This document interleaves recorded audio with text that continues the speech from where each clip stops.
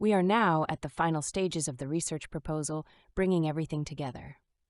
This lecture will show you how to get your research proposal ready for final submission. The adage of first impressions last is just as applicable for research documents as for personal first meetings. A research proposal that is of outstanding quality will go a long way in creating a positive image of you, your abilities, and your research. When you read through your work, remember to help the reader follow your train of thought by linking everything together. The two examples illustrate how transitional paragraphs or sentences can be used to guide the reader through your document. Read your work out loud to yourself. Some institutions require all documents to be language edited. However, if it is not the requirement of the institution where you plan to conduct your studies, you still need to make sure your document contains as few mistakes as possible.